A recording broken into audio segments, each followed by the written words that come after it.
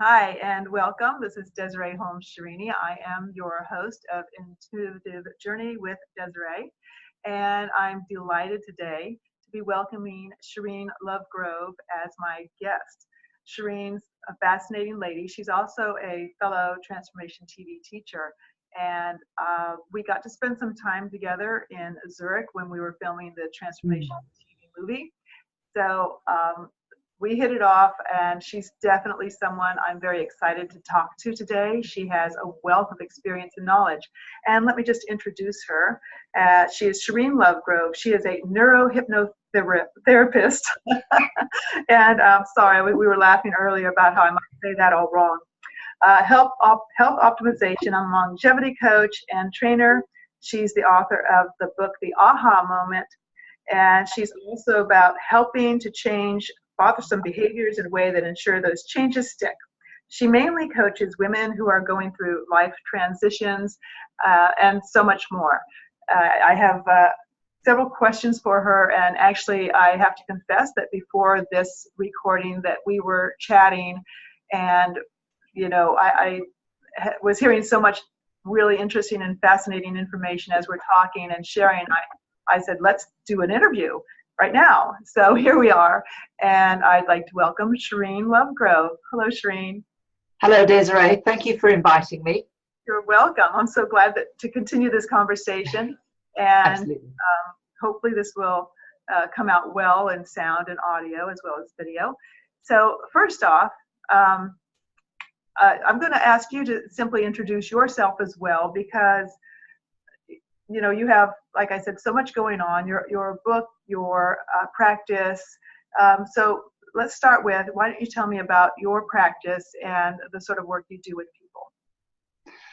Thank you, Desiree. Well, I've been in practice for a very long time, so probably about 20 years now. And I trained initially as an NLP practitioner, and I then went on to do hypnotherapy, and later went on to do my psychology degree and my master's in neuroscience.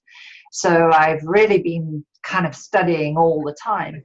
And my practice mainly is a private practice, but I tend to work a lot with people that seem to have kinds of addictive kinds of behaviors generally. So most people will be coming for smoking or drinking or gambling or relationship problems, and eating. Eating was really what my book was about, learning how to change a behavior.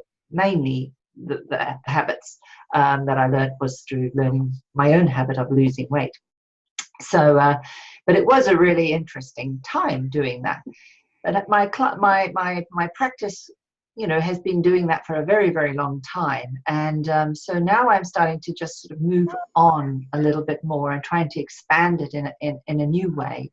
A little bit like what we were talking about, moving on to looking at how we can apply intuition, quantum kind of ideas into our therapeutic practices.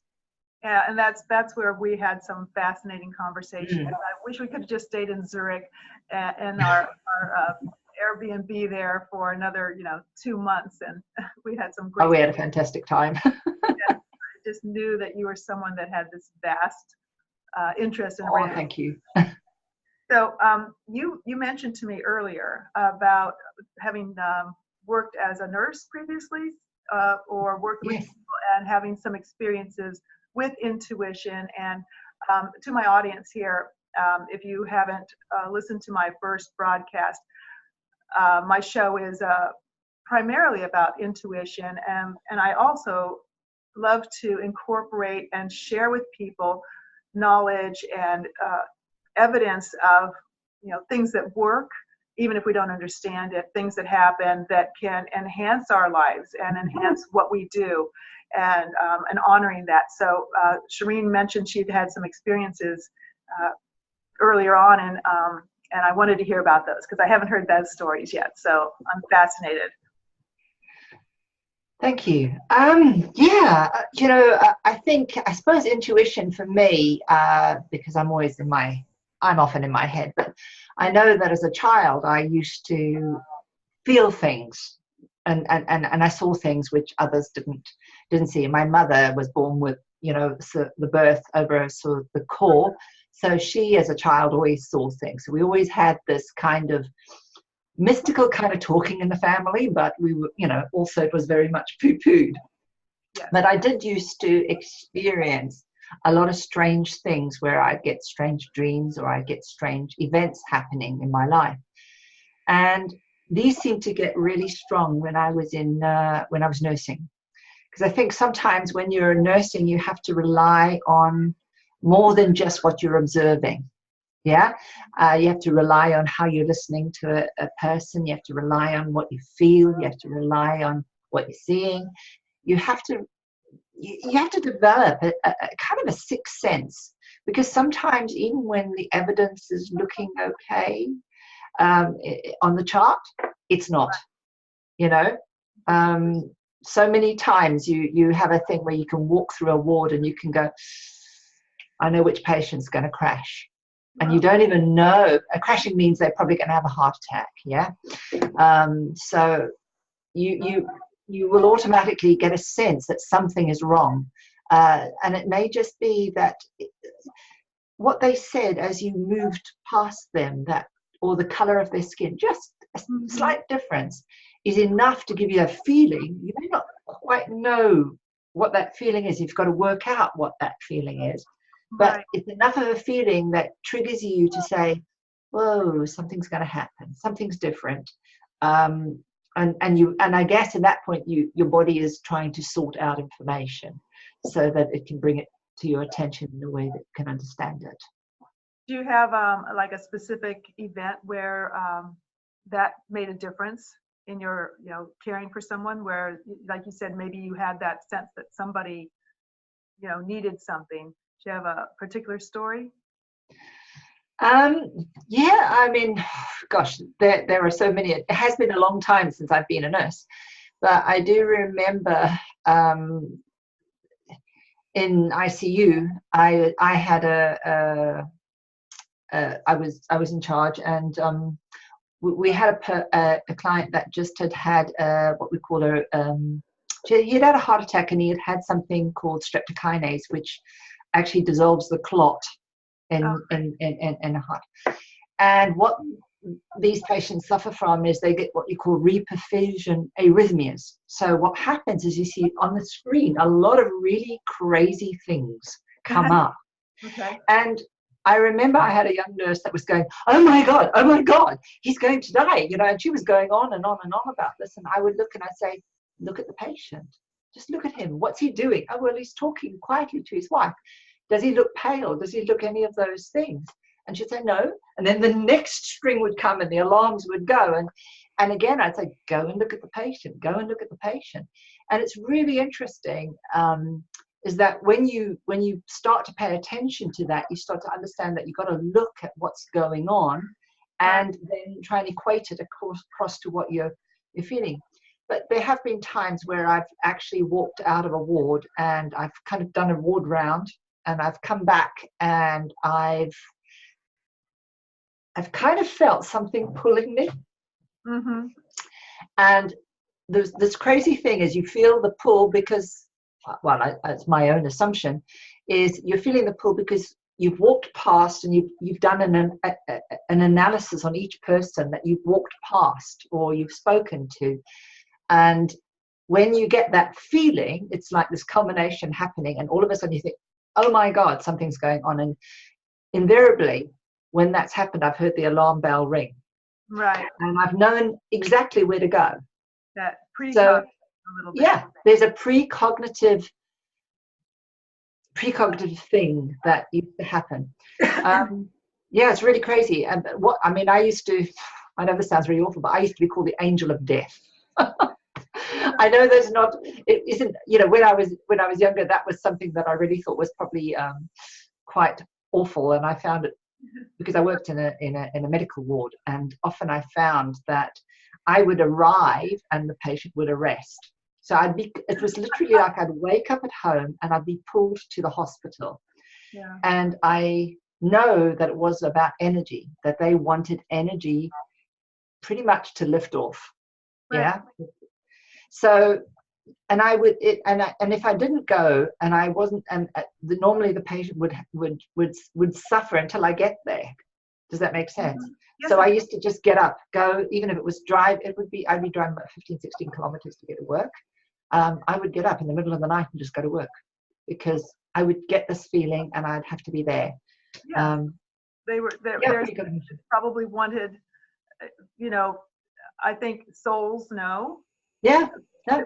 Know, and that soul knew that your energy was a positive energy to help them. What's interesting is actually one of our fellow teachers, Christina Bauer, Yeah. also been called the angel of death because she has Yeah. been called like that. So that's really interesting that she would share that experience. This, you know, and we like I've said, a lot of times it seems like we dismiss these feelings. People will not honor intuition or these feelings, but they're there. And I was recently reading or saw a little video about a cat that lives or is a hospice cat, and that he will go to the room of someone who's about to die and spend time with them for several hours beforehand. And they said we can kind of tell which patient is probably ready to leave because the cat goes to their room to spend time with them and lays on their bed with them. And so there's this this unseen energetic pull, like you said, and maybe a comfort of that energy that someone can bring in, even a pet. This cat is sort of like that vehicle or that one that goes with that comfort on their way out. And I think, you know, death is people, you know, it's a natural thing. You come in, you go out, everything, it's a natural cycle. And I could go on about that too. At some point I will in another episode, but it's a natural thing and people are afraid of it. But instead, it's, you know, to honor the idea that there's an energetic shift that happens, and someone like you understands that, this energy that happens. So I think that's fascinating that you had that experience.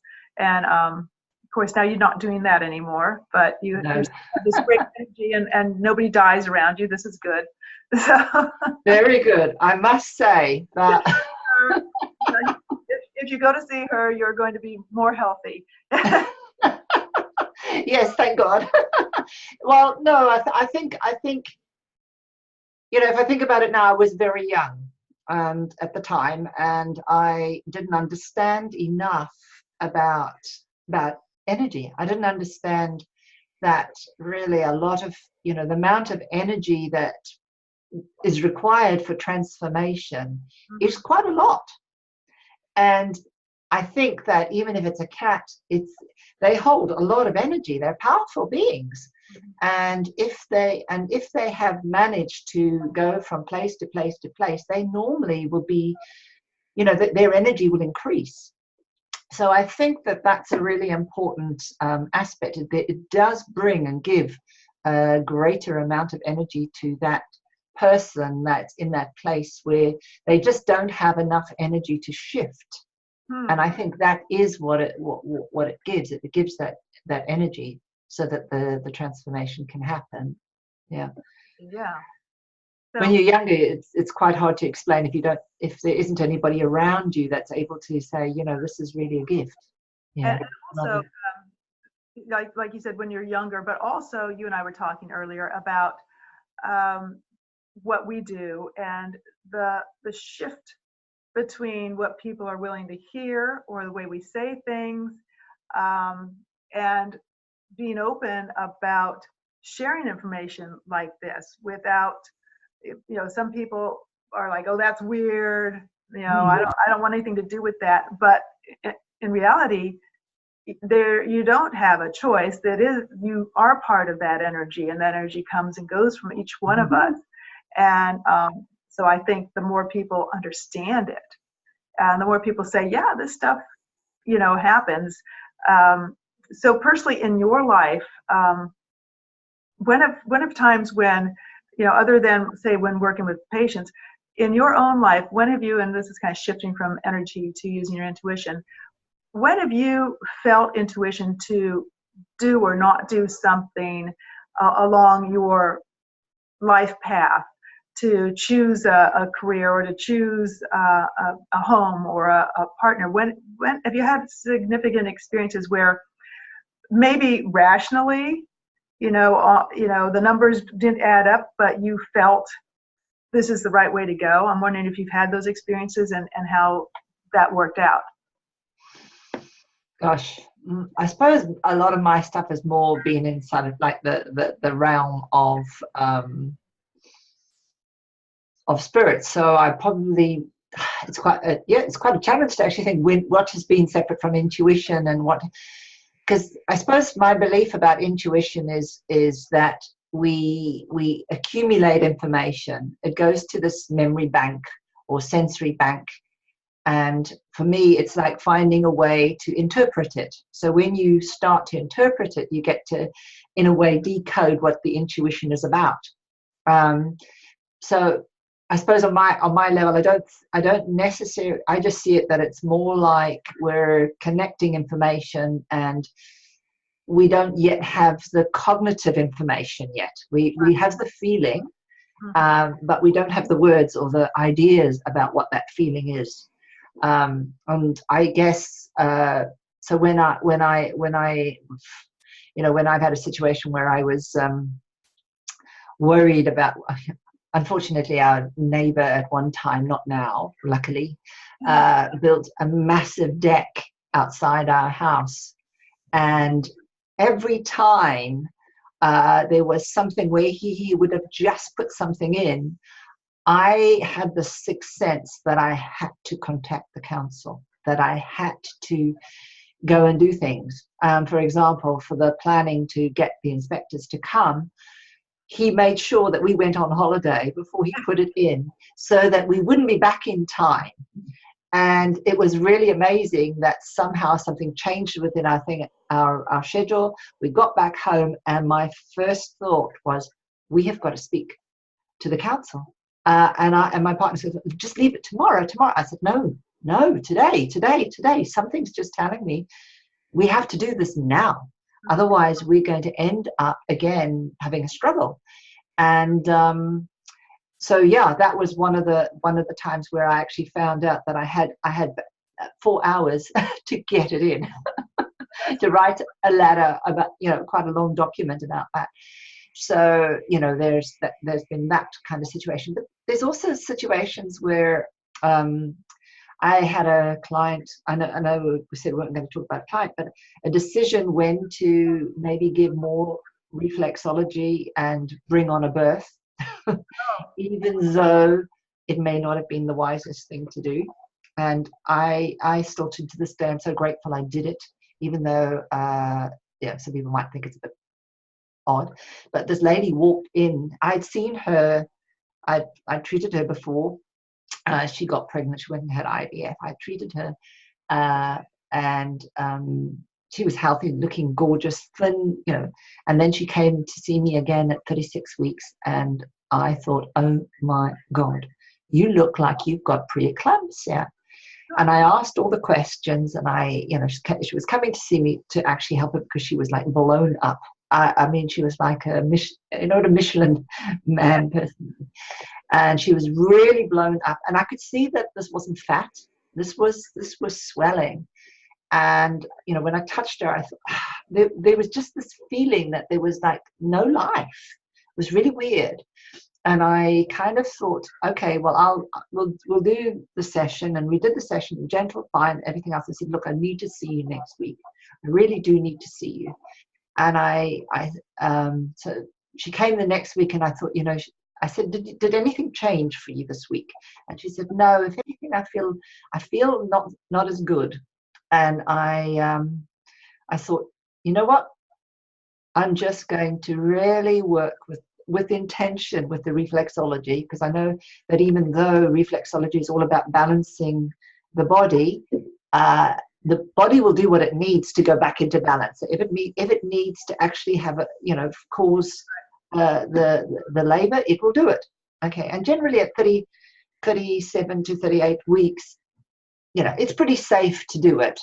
Right. And I just thought, I think that if you have another day or even another week, I think you're probably probably die.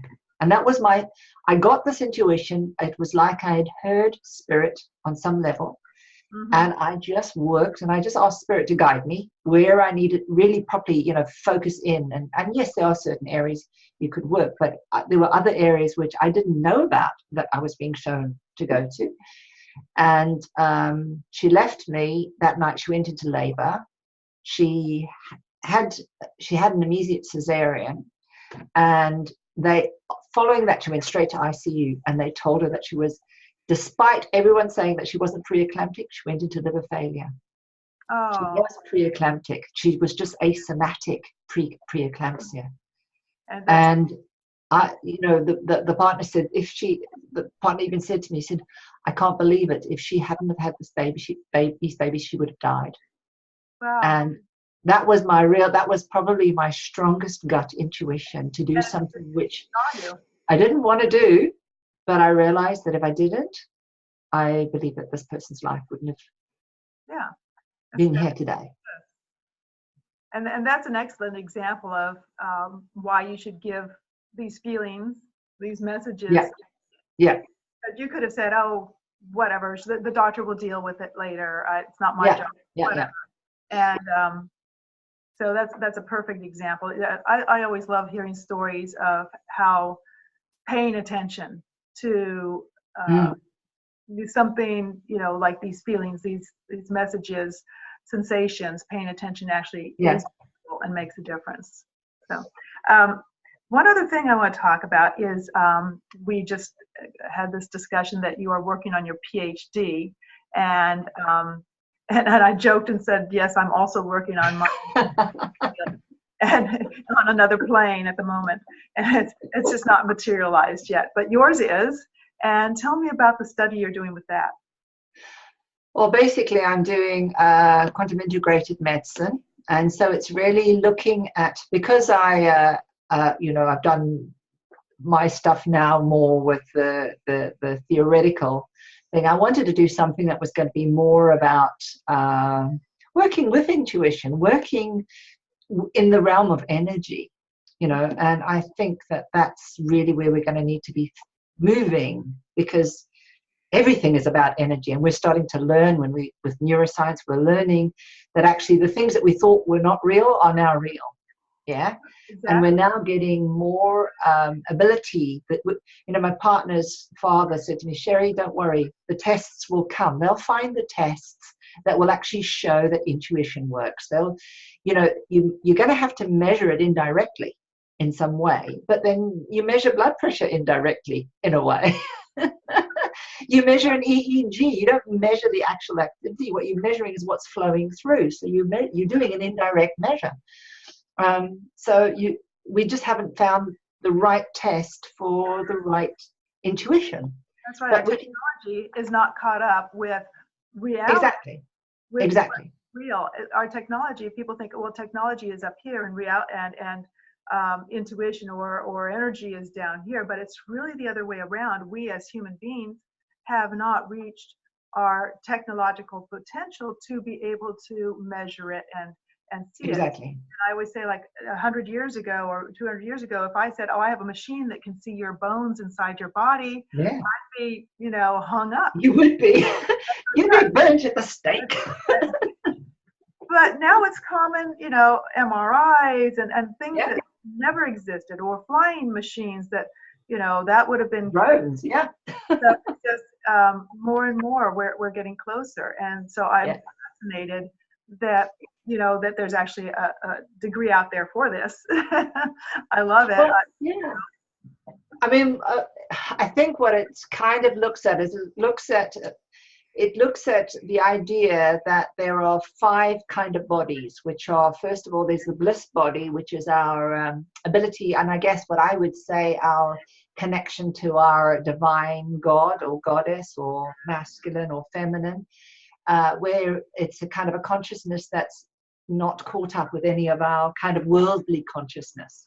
Mm-hmm. And that has the ability to basically transcend all the layers. So if we are conscious, we can actually affect every layer. And part of the idea is also that our our vital body, which is what we probably can measure, is the actual blueprint for our physical body. So if you think about our genetics, our DNA, that is a kind of a blueprint, but there seems to be what tells the body, what tells the cell to go where it needs to go. There's something else, and a lot of that is to do with charge. Everything in our body, yes, exactly. Everything works with charge. So if you're thinking about it from that perspective, then we're going to think that consciousness is really something that's a collection of lots and lots of charge that's there, and when we bring our attention to it, it collapses into an event. So if we have the potential, like your vortex, where you say, in that vortex I'm in my PhD, well, you are in that PhD, yeah? And that's in that vortex, you're outside time. Right. Whereas when we're in this space, we're in time. Yeah, we're living through time. But when we're outside time, no rules apply. Everything's in potentiality. And it's consciousness that makes that potentiality come into an event. So it's quite interesting when you think of it like that, because then when you applying, if you're looking at, say, a blood result, or you're looking at a test in any kind of way, you will start to think about all the other events that may have contributed to this event collapsing now. And I think for me, that's very interesting, because it's kind of makes us have to look not just at the results, but it allows us to widen our intuition net in a way, so that we can ask questions that are going to give us the very personalized and very detailed kind of support that we can help people with. Right, because it's not like you talk about blood pressure. Everybody has blood. We can all test it, but our individuality, everyone has experiences that energetically are stored in our bodies. Yeah. That contribute to our health and our mental, both physical and mental well-being.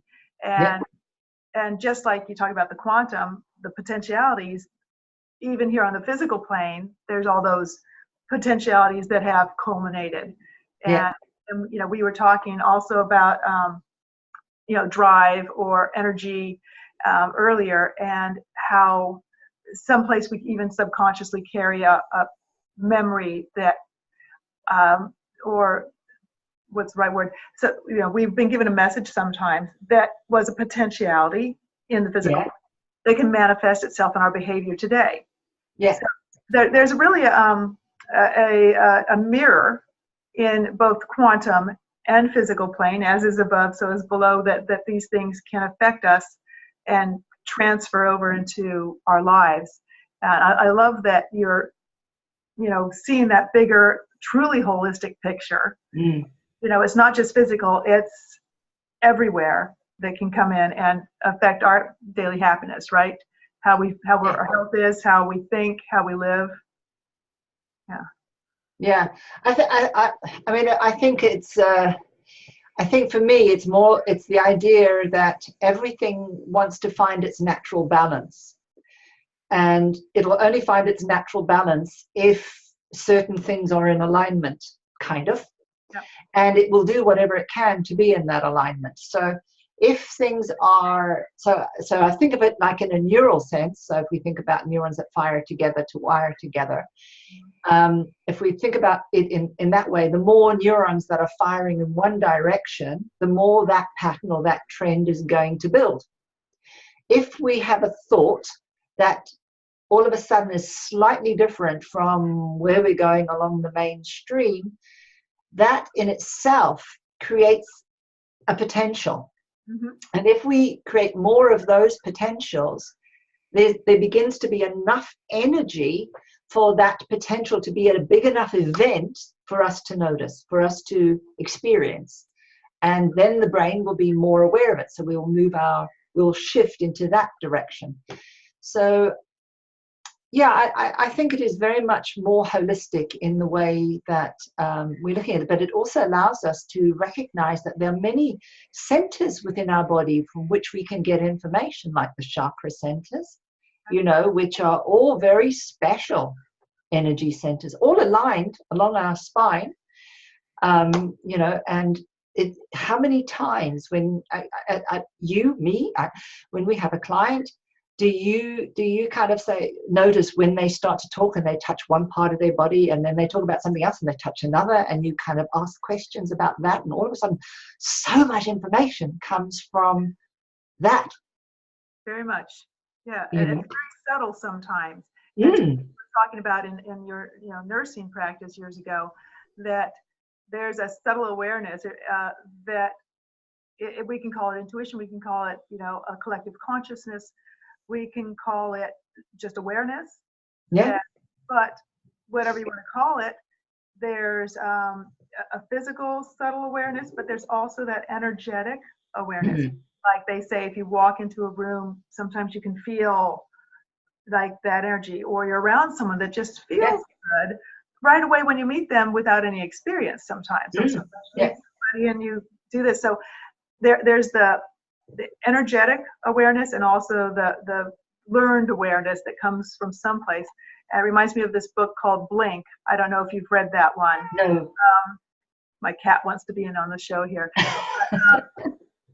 But it's an interesting one where it talks about somebody recognizing a fake statue that had fooled all of the experts.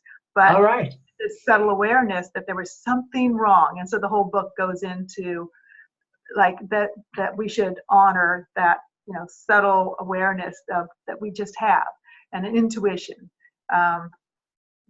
Puka's here.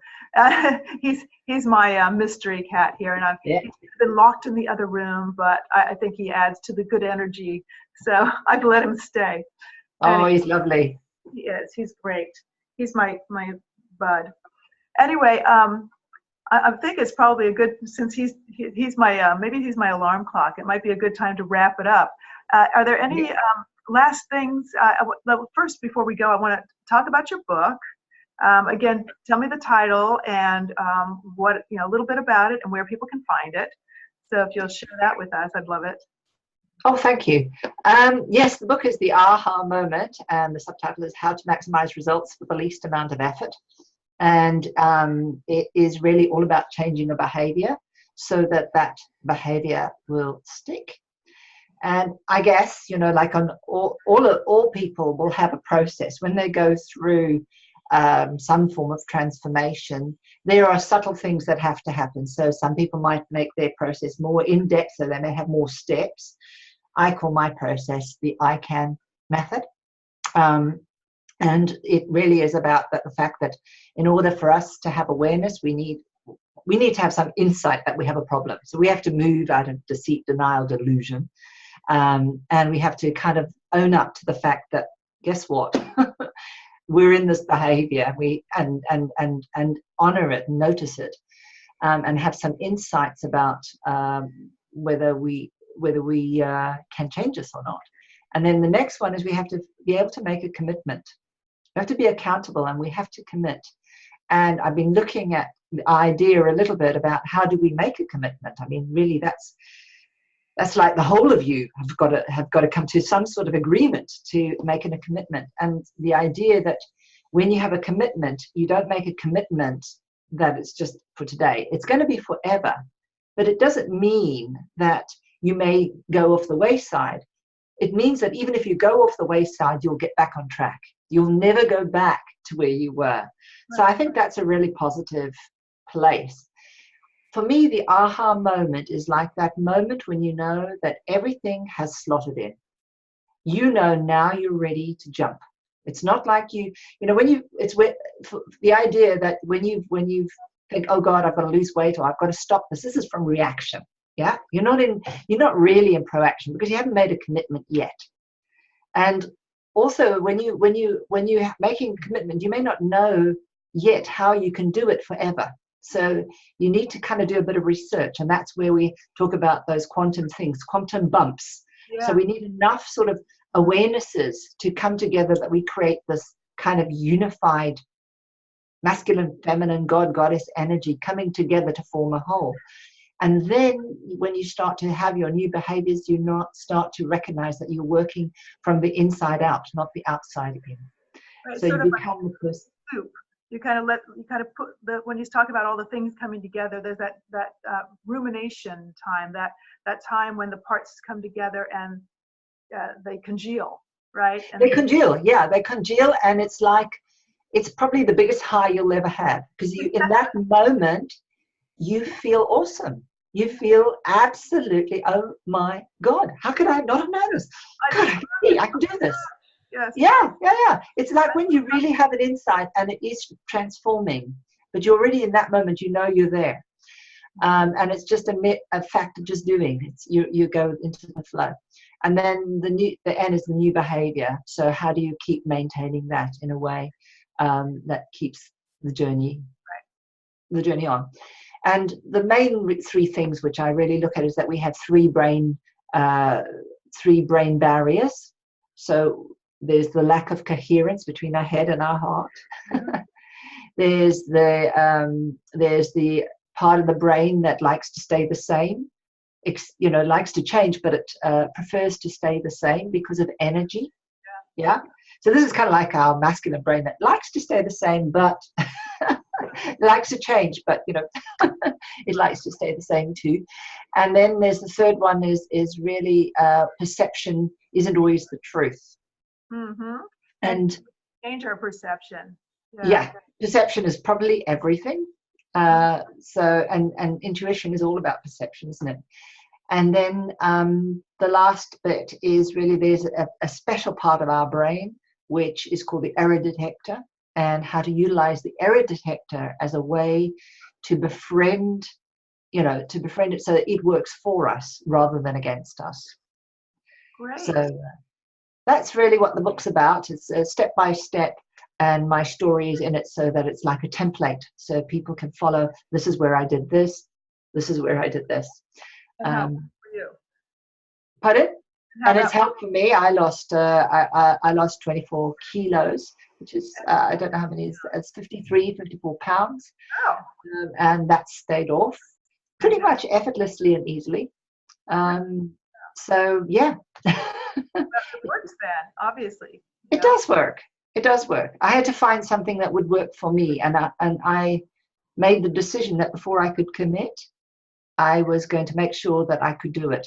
So I wasn't going to make a commitment until I found the thing that I could commit to. Right.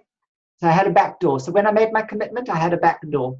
The back door was I was going to look until I found it. And the aha was when I found it. So that was when the commitment. And I think that's where people fail, is they're following, a diet book, or they're following, they're looking for the Holy Grail without looking in themselves. Yeah. And your answer is always in yourself. And your book sounds like one that helps somebody find that answer in themselves. Yeah. That works for them, so that they can tailor it to in themselves. Because it's like it's not going to work unless it's like you said, unless you form your own neural pathway. It's going to always be the outside, and there's resistance too. Yeah, exactly. A little earlier today, before we were on the air, about choosing to see instruction, changing my perception from it being instruction to guidance or suggestion, and saying I can take it or I don't have to take it, because sometimes we have that resistance to change. In my podcast, previous podcast, the second one, I talk about that whole resistance thing, and what are you resisting? And sometimes you just have to take it on as your own. But I love that. And I haven't read your book yet, so I am looking forward to it. If I'd been a good host, I would have already read it. But I love talking to you and learning about that. And your book's available on Amazon? Yes, right? It is. There's both. It's in hard copy and in on Kindle. So it's there, both of them. And that is the Aha Moment by Sherine Lovegrove. And also your private practice. You see people privately as well? I do, yeah. I do privately, I do online coaching as well. So I do both. So the online coaching I do a lot of, which is the coaching with women in life transitions. Okay, how do they find you? Do you have a website to find you at? Yeah, they can find me at SherineLovegrove.com. Oh, that's easy. SherineLovegrove.com, and great name, great lady. And any last comments, statements you want to make before I sign us off from here? Yes, I'd love to say, trust your intuition, trust yourself. And, even if you think that you may be wrong, sometimes it's worth taking the risk. I think on balance, you've got to do a little cost benefit and just go, well, if I am wrong, what do I lose? Right, that's true. If I'm wrong, what do I lose? And do that. And if you really work that out, you often find that what you gain is much better than what you lose. So yeah, go for it. Just trust. Yeah. Go for it and trust your intuition. And Yeah. I absolutely agree with you there. I have so enjoyed talking to you, and Thank you. Sherine. It's been great. And I will obviously be talking to you soon again. And I'm going to Yes. stop now. Thank you so much to my audience for listening, for being here. I'm Desiree Holmes Scherini, and I look forward to seeing you, or this is a video and a podcast. So either seeing you or you seeing me or listening, and please subscribe and stay tuned for more good content, hopefully. And thank you, and I'll say bye now as I find my button. Bye.